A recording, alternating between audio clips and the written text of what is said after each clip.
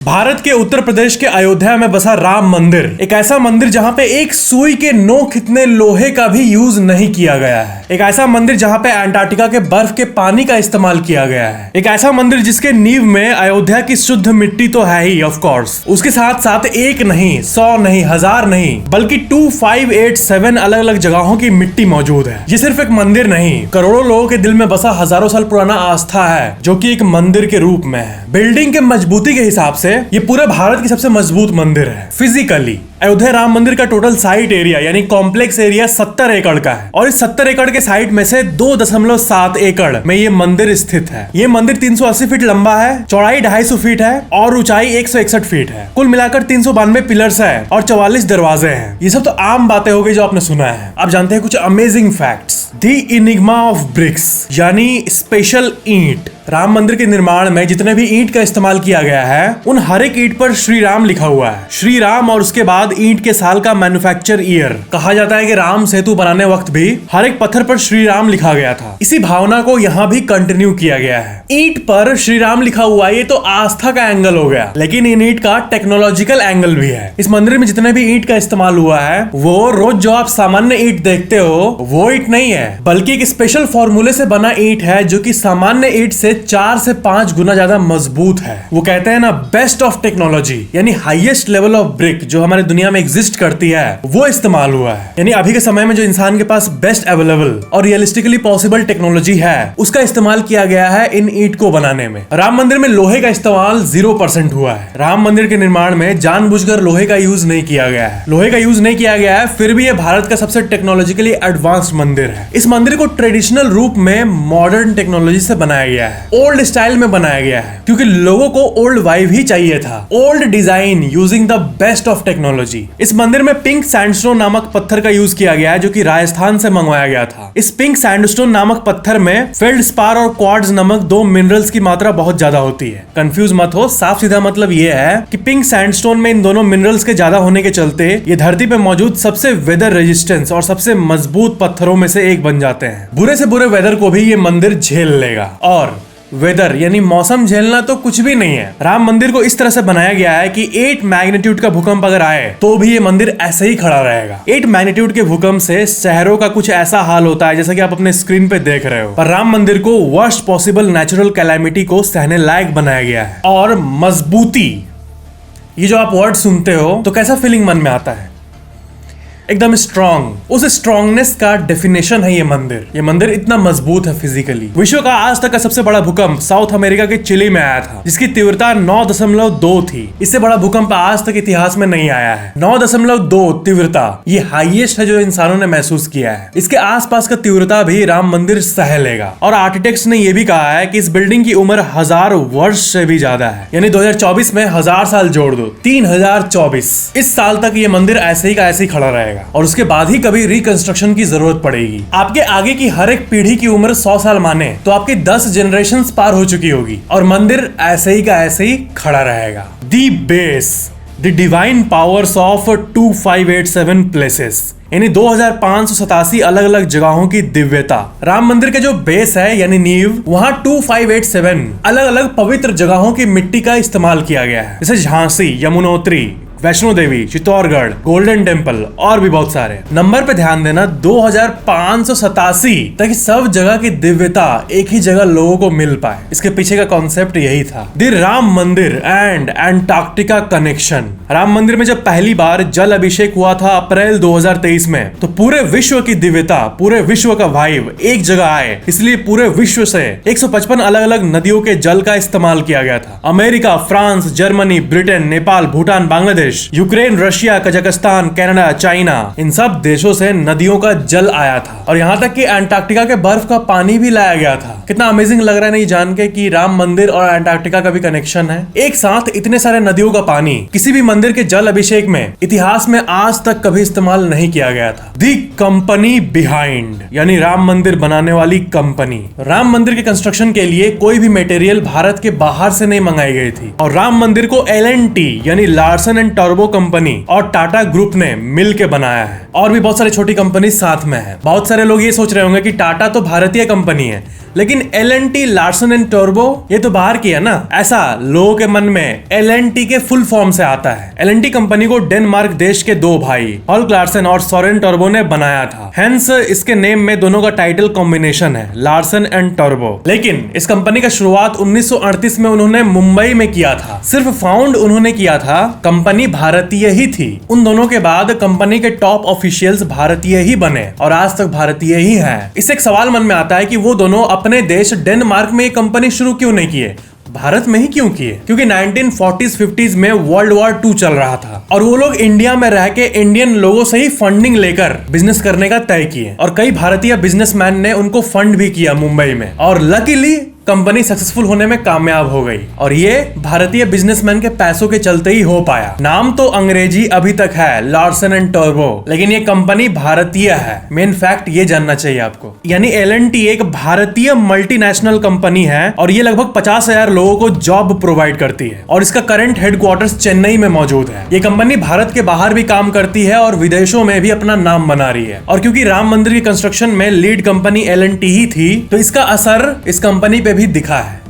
यानी growth. L&T का share पिछले 2 सालों में ही डबल से ज्यादा हो चुका है। इसके शेयर में जिन्होंने निवेश किया होगा उन्हें तो मस्त रिटर्न मिला होगा। क्यों शेयर मार्केट वालों? वैसे स्टॉक मार्केट वालों, आपको ये ट्वीट जरूर देखना चाहिए। निफ्टी का 1 डे कैंडल चार्ट राम मंदिर की तरह बना है। वैसे निफ्टी का चार्ट तो बनते रहता है, लेकिन अगर आप निफ्टी 50 का ऑल टाइम देखोगे तो वो है 22,124। निफ्टी का ऑल टाइम हाई 22,124 डेट और चार्ट्स में भी राम मंदिर जैसा formation. What a coincidence. Comparison with the top temples of the world, यानी दुनिया के सबसे बड़े हिंदू मंदिरों से तुलना।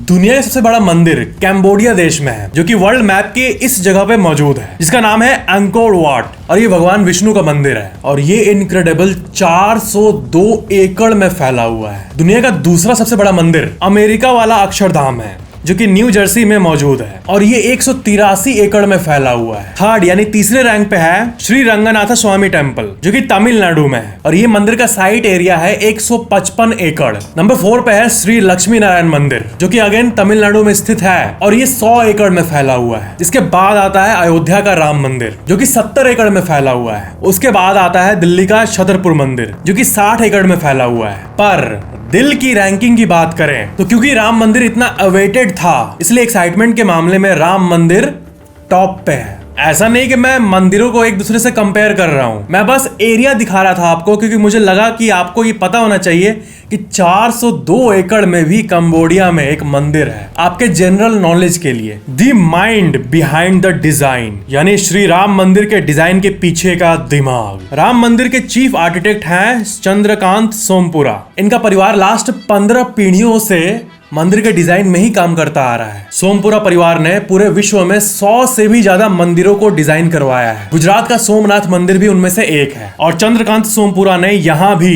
एक अद्भुत मंदिर बनाकर अपना कमाल दिखा दिया। एक अति सुंदर डिजाइन बिल्डर्स को दिया। मिथ्स अबाउट राम मंदिर, यानी राम मंदिर के बारे में फैलाए गए कुछ झूठ, इसके बारे में आपको पता होनी चाहिए। राम मंदिर के बारे में सबसे बड़ा मिथ है टाइम कैप्सूल। इंडियन मीडिया ने भर भर के टाइम कैप्सूल के बारे में पोस्ट किया है कि राम मंदिर के 200 फीट नीचे टाइम कैप्सूल रखा हुआ है। गूगल पे सर्च करने पे भी टॉप में बड़े बड़े कंपनीज के रिजल्ट्स आते हैं और ये इस बात को दिखाता है कि ये बिना जानकारी को कंफर्म किए कैसे आर्टिकल्स छाप देते हैं। लेकिन मैं ये चाहता हूँ कि राम मंदिर के बारे में एक भी गलत जानकारी ना फैले। पहली बात तो ये कि किसी आर्टिकल में इन्होंने 200 फीट लिखा है और किसी में 2000 फीट तक लिख डाला है। तो ये सुनो, श्री चंपत राय, जनरल सेक्रेटरी, श्री राम जन्मभूमि तीर्थ क्षेत्र के ऑफिशियल ट्विटर हैंडल पे ये वीडियो पोस्ट किया और आप इसको देखो।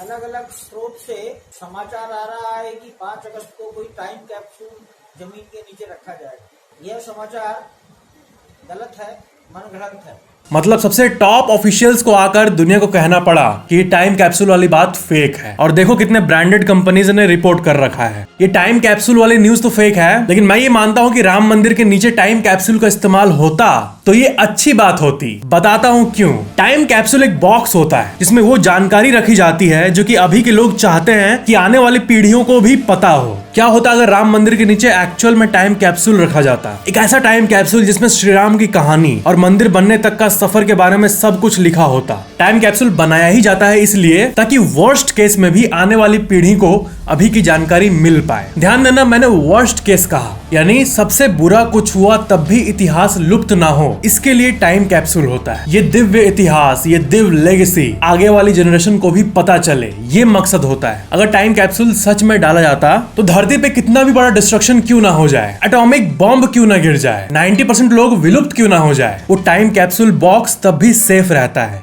कैसे? टाइम कैप्सूल जमीन के अंदर इसलिए रखा जाता है ताकि अगर न्यूक्लियर वॉर भी हो जाए, यानी परमाणु युद्ध भी हो जाए, तो ये कैप्सूल सुरक्षित रहे, क्योंकि ये जमीन के सतह के 200 फीट या उससे दूर डाला जाता है। क्या आपको पता है, जितने भी लोग ये मानते हैं कि भविष्य में न्यूक्लियर वॉर होगा, वो लोग आज से ही अंडरग्राउंड बंकर्स बनाना शुरू कर दिए हैं। और आपके मन में ये सवाल आ सकता है कि न्यूक्लियर वॉर के स्थिति में जमीन के सतह से कितने फीट नीचे अगर बंकर हो तो इंसान बच जाएगा, रेडिएशन उसको प्रभावित नहीं कर पाएगा। कितने फीट? रिसर्च ने यह बताया है कि एक सामान्य न्यूक्लियर अटैक में धरती के सतह से 150 फीट नीचे अगर आप होंगे तभी आप सेफ होंगे। That's interesting. 1 मिनट, लेकिन हम लोग क्या बात कर रहे हैं वैसे? कहाँ आ गए हम लोग? राम मंदिर के बारे में बात कर रहे थे ना, ये न्यूक्लियर कहाँ से आ गया? और वैसे भी न्यूक्लियर वार थोड़ी हो रहा है, ये तो बहुत दूर की नेगेटिव सोच है, इतना सोचेंगे तो थोड़ी होगा।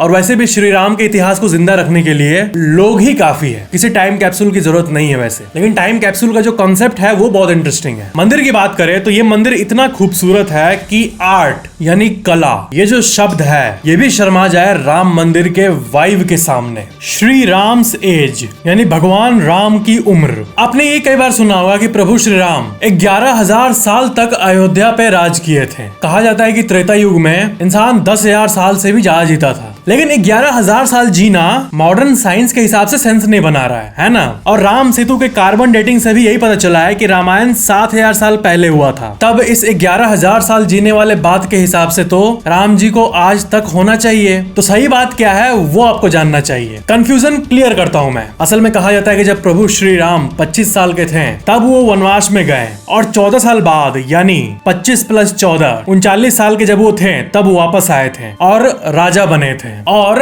70 साल के उम्र में राजस्थल त्यागे थे, यानी 31 साल तक राज किए थे। तो 11,000 साल तक राज करने वाली बात कहां से आई? तो बात यह है कि जो राजा धर्म के मार्ग पर चलता है उनका हर एक दिन 1 साल के बराबर माना जाता है। जी हाँ, कई पुरानी किताबों में आपको इस बात का जिक्र मिल जाएगा। एक राजा का हर एक दिन = 1 ईयर। तो अगर 39 की उम्र से 70 तक देखोगे तो टोटल 31 साल हो रहे हैं, यानी 31 × 1 साल में 365 दिन, यानी 11,000 साल। तो इसलिए ये कहा जाता है कि श्री राम अयोध्या को 11,000 साल तक रूल किए थे। ये था 11,000 साल के पीछे का गहरा मतलब। 11,000 साल मतलब राजा का 11,000 दिन। South Korea country and Ayodhya connection, यानी साउथ कोरिया देश और अयोध्या का कनेक्शन। दक्षिण कोरिया के बहुत सारे लोग अयोध्या को अपना नानी घर मानते हैं।